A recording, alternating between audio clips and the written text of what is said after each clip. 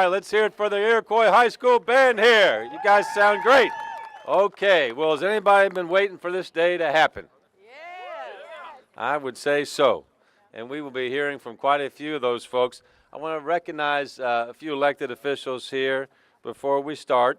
We have State Representative Jeff Donahue and Mackenzie Cantrell are with us here. Thank you guys for representing our state here. And then from the council, I'll recognize that maybe our council president will be as well, but the council will as well. But council folks, Fowler, Blackwell, Welch, Butler, and Yates, and representing District 21, Barbara Nichols. We appreciate her. Let's hear it for everybody here. Thank you. All right. So just a big thank you to everybody for coming out here for this exciting announcement this afternoon on something the community has been waiting for years and maybe even decades for this to happen, because Colonial Gardens has been a landmark in our community for a long, long time, and specifically the south end of our community. It's been a tremendous gathering place for family and friends over the years, and it's just been sitting here looking forlorn and sorry and lonely, and it is time to change that. This site was originally a zoo, and it later became a really lively venue for musical performances. And the truth and local lore is that big-name musicians like Jerry Lee Lewis and Elvis Presley performed here back when rock and roll was coming on the stage here in the United States, so this place was getting after it in a big way. The other part is the architecture of the Colonial Gardens. It's an iconic part of our city, and it's something that we want to preserve. That's why in 2008, thanks to neighborhood efforts, this historical structure was designated as an official local landmark. And now we are here to announce that construction is ready to begin on the $5 million redevelopment of Colonial Gardens. How about that?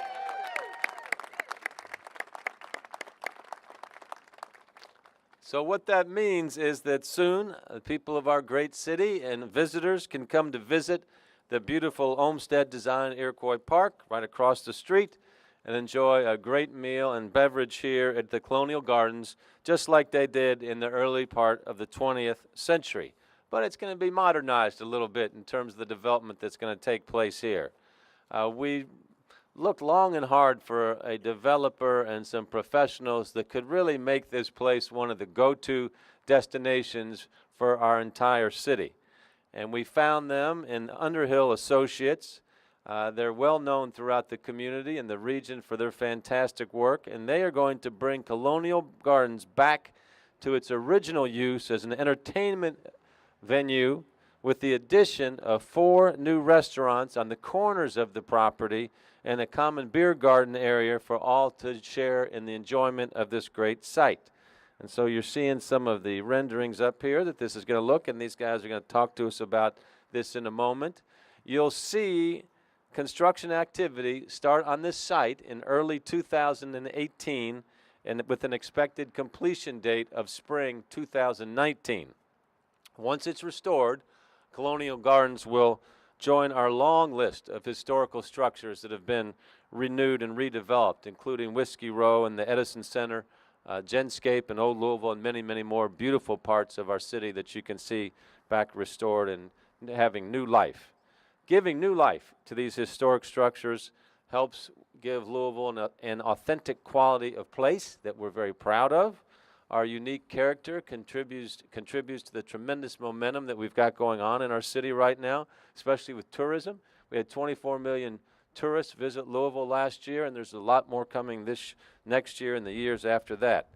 All this helps our economy, of course, which is in part responsible for the 71,000 new jobs, 2,500 new businesses, and $11 billion in construction going on in our city. That's a lot for any city. And developers from all over the world are taking notice. Fortunately, we've got great developers like Underhill locally. This is one of their projects. It's a small one for these guys, but they've got other projects going on in the city, including the restored Germantown Mill Lofts, Heritage Green, and Westport Village. So why don't we welcome to the stage here Jeff and Todd Underhill, who are going to tell us a little bit more about this project. Please welcome Jeff and Todd.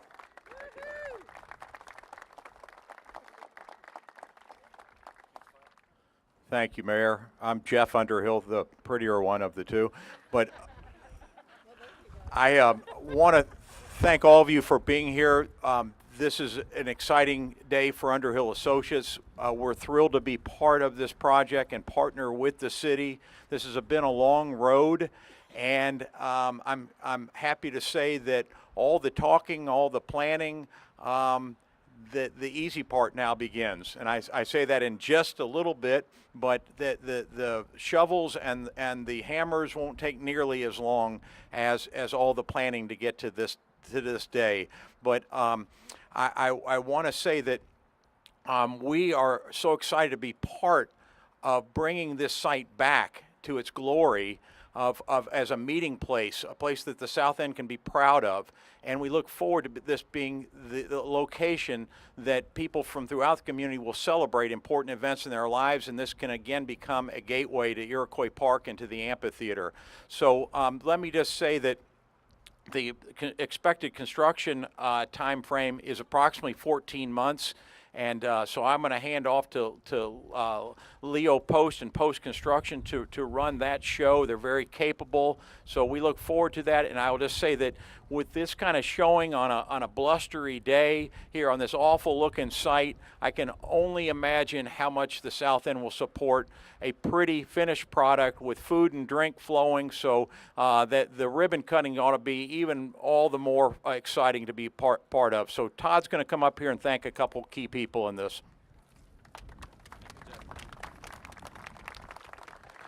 Thank you all. You're going to be pleased to hear that I'm going to be very brief, but there are really three key people that I want to thank that I believe you're going to be maybe hearing from each one of them, but I know for sure you're going to be hearing from the first I'd like to thank, because he goes back to day one, is one of your local business leaders, Vince Jarbo.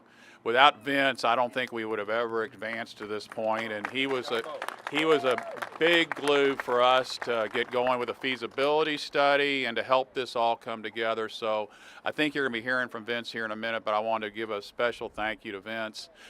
I wanted to thank the Deputy Mayor, Mr. Jeff Mosley, who's here. Jeff was very, very key in helping get this put together, and without this, it never would have happened.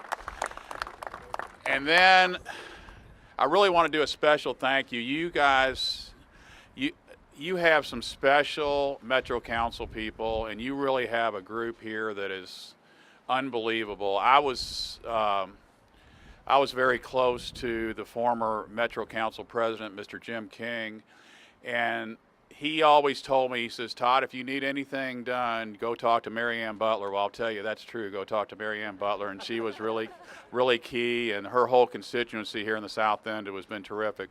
So we look forward to it. It's going to be a great, fun spot, and we can't wait till it opens up. Thank you all. All right, thank you to the Underhill team. It's going to be a great project. Now, they mentioned several great folks here in this community. This really has been a real team effort. The redevelopment of this historic property would not have been possible without the involvement of two other passionate neighborhood leaders, Stefanie Buzan and Rosemary McCandless. They're going to tell us a little bit about the history of this spot right here. Ladies?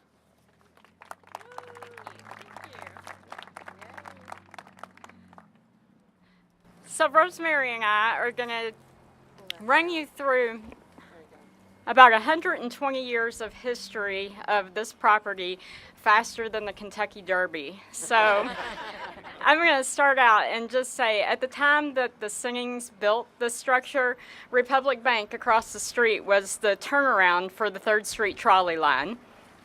And when Sinnings Park was built, New Cut Road was a dirt road. When Fred and Minnie Sinning originally built Sinnings Park was a big deal. And I just want you all to understand, this was not just some little random place. This was a big deal.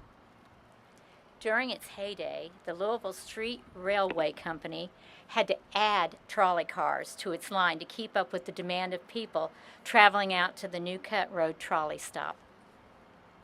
And for Decoration Day, which Decoration Day is what we know today as Memorial Day, for Decoration Day alone, Singings Park would prepare for crowds in upwards of 8,000 to 10,000 people coming out here in one day. Fred and Minnie Sennings and their children lived in the upstairs of this building. And the main dining hall that we've heard so many stories about was on the main floor. In 1920, Fred and Minnie's son, William, took over the operations, and he's the one that turned it into Louisville's first zoo. And when we say this was Louisville's first zoo, this was not just some little petting zoo. This zoo had lions and tigers and bears. Oh my! During the winter, they stored the alligators in the basement. There wasn't anywhere else in this city that you could take your child for an ostrich ride. Jimmy the bear, who was so popular, was fed so many ice cream cones the one day that he fell and could not get up. The staff had to throw a bucket of water on poor Jimmy to help him revive.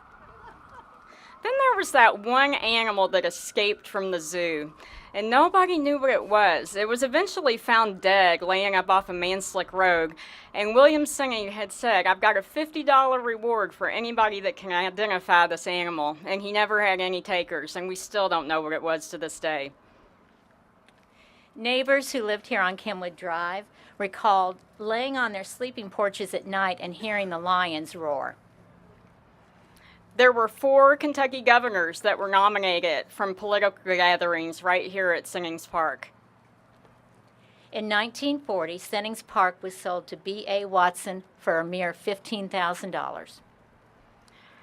B.A. Watson remodeled the structure and gave it the colonial feel that we're all familiar with today, and it became known as the Team Bar at that time.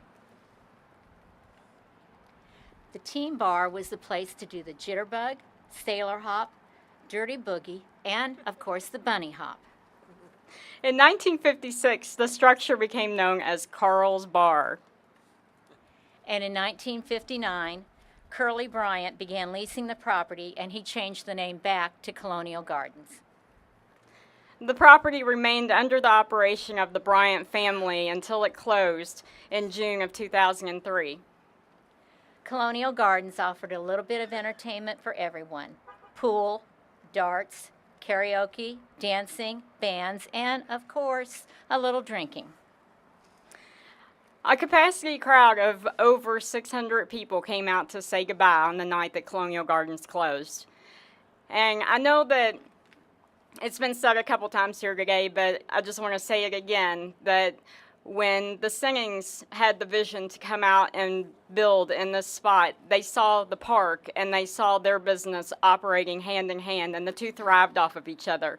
And with the redevelopment of Colonial Gardens today and the redevelopments that have taken place in Iroquois Park with the amphitheater and the overlook over the last couple of years, it's a very happy thought that these two properties are once again going to support each other and thrive off of each other and make this neighborhood strong. Thank you. Very good. All right, great teamwork. Appreciate that. Well, a vital partner in the redevelopment of Colonial Gardens and all the economic growth of South Louisville has been the Southwest Dream Team. The Dream Team has been together for about a decade now or so, and boy, they've been getting after it since day one, creating a vision and then doing the hard work one day at a time. I've never seen a community group that have such constancy of purpose and tenacity to get things done. It's just a tremendous testimony to the folks on the team, in particular Vince Jarbo. Vince has been there from day one, leading the cause, and his leadership style is persistent, but he doesn't ruffle a bunch of feathers, but because things just keep going. And I appreciate that style, and that's gotten great results over the year. And let's hear from Vince Jarbo, our great leader here today. Vince. What a beautiful day for this event. There's an old saying that goes, good things come to those who wait. We have to change that. Great things come to those who wait. This is going to be a great development, and certainly we've been waiting a long time for it. So I appreciate the kind words of Todd and the mayor, but many people are responsible for this day, starting with the residents and the business owners in this area. They've been adamant and relentless in their desire that this property not be some mediocre project. They wanted great. I trust in the Underhills to make this historic property something we can be proud of. They were absolutely the best option for Colonial Gardens, and I'm very, very happy that they're the ones doing the work. Thanks to Mayor Fisher and his Louisville Forward team for bringing this together, and especially all the South End Metro Council members deserve our thanks for seeing this through. Everyone here should know that the Southwest Dream Team, along with our Metro Council, city officials, and partners like the South Louisville Business Association, the Dixie Area Business Association, and the Louisville Independent Business Alliance, will continue to raise the profile of the South End and Southwest Louisville and keep working on our goals and aspirations. And finally, we need the residents all over Louisville to support these business owners who are bringing these fine restaurants to Colonial Gardens. They need us, and I know you won't disappoint. Thank you very much. Thank you, Vince. Vince is an extraordinary citizen, so thank you. South Louisville is seeing a lot of investment with the new South Central Library. Please check that out. The completed Iroquois Park overlook that was mentioned earlier. Sister Bean's Coffee Shop, the development along the New Cut Road corridor, and the variety of small businesses in Beachmont that's coming together. I mean, this is a hot area of town, so there's a lot of things going on. I'd like to invite Councilwoman Marianne Butler to speak on behalf of our council members. She is always in the middle of good things. Marianne Butler. Thank you very much. And on behalf of Vicki and Cindy and Rick and myself, we really appreciate this happening. We appreciate Jeff Mosley's work. When Little Caesars left, we really leaned hard on him and said, we've got to get this done now. We've got this window and we're going to do it. Because, you know, we do a lot of stuff over at the amphitheater and people need more options to come out here and eat before they go over there. We had the Jack-o'-lantern Spectacular out here, which saw nearly 100,000 people, and there are only about 4 restaurants that they had to choose from. So this is going to bring 4 new restaurants, and we're excited about that. But more so, we're excited to show the vibrancy of South Louisville, and we want the other developers to take note because we still have some more property that we'd love to get you in, and we'd love to support you with. So thank you very much, and thanks for coming out, and we can't wait for the actual ribbon cutting. Thank you, Councilwoman. We're also fortunate to be joined here by Council President David Yates, who's now going to share a few words with us. Councilman, Mr. President. It looks like I wasn't clapping for Marianne a second ago. It was because I was holding her purse. I didn't. It looked good on you, too. Thank you. You know, we've had a lot of development in Louisville in the past 7 years. A lot of cranes in the sky, a lot of big wins. We've had some big wins in South Louisville, too, with the Southwest Regional Library and the Dixie redo, not to be confused with the South Louisville Dixie debacle, which is still underway. But today, a little different than a lot of ribbon cuttings that we do. Today is really special for me, not as president of the Metro Council, but really just as a young man that was born and raised in this area, that knows this area. You know, I began fighting this fight for a project here long before I ever ran for Metro Council, before I was ever in office, because this particular structure, this area, it means something to the community.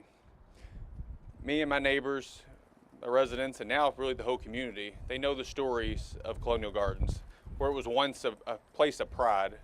Then it got a little sketchy, and then we won't tell any stories today, but then it really became an embarrassment, an eyesore.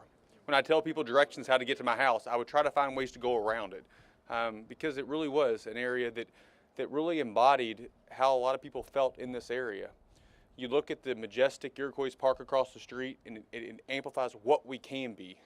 And then you'd see this structure that's fallen down on itself, and it was showing where we still are today.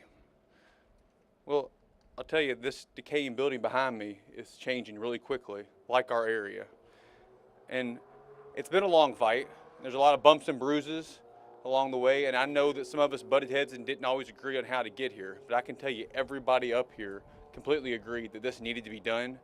And it's an example that would never have gotten done without everyone coming together, working together, without the Underhills. When we came together, we were on the first floor conference room. Jim King was there. We put together a bidding project to go out. And the Underhills were the only ones that showed up with their diagram. And we talked about what we could do to make it happen. was a small project for them, but we told them what we needed for our area. We had to have a win. We had to have these nice restaurants. Not only because we need restaurants, we need something that the community can be proud of. That when people see Colonial Gardens, they know it's a community space that we could enjoy, but also something that will be contagious for economic investment down the way. They understood that vision, and at that time it was just a dream. It was sketchboards, we put it out there, but today is the beginning of that reality, and I'm so proud. To the mayor, the administration, thank you for your continuous efforts, not only to help revitalize a building, but for also seeing and understanding what it means to this very local community, and to all my colleagues up here. It's been a long fight, guys. And I ask the community, everyone there who has griped and been disgruntled over it, when this is done, please come. Please patronize this area, because that's how things go. If you patronize the area, then you'll have that multiplier. So to all my members of the South End who have said, what about Colonial Gardens? You'll see what Colonial Gardens is all about. Thank you.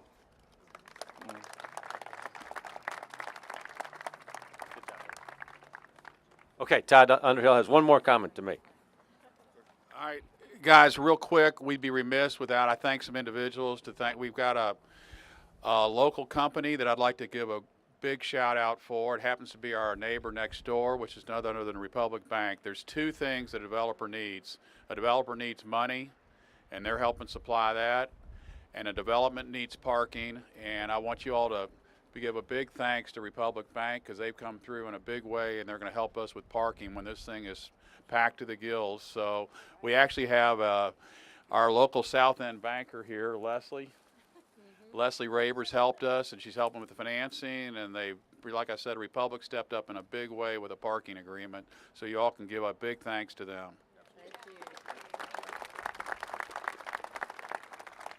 All right, folks. Well, you know, oftentimes the projects that taste the sweetest are the ones that take the longest. And as you've heard from all the speakers, this did not happen overnight. It took a lot of give and take, and it took a lot of debate, but throughout all that, I can tell you that people were dedicated to getting this project done. And there is nothing more fitting than to have this across from one of our great Olmsted parks here in our community. So I look forward to gathering with everybody again in the spring of 2019, when we can cut the ribbon and enjoy a beautiful, beautiful new addition to our community. So thanks everybody so much for coming out, and let's hear it once again from the Iroquois Marching Band.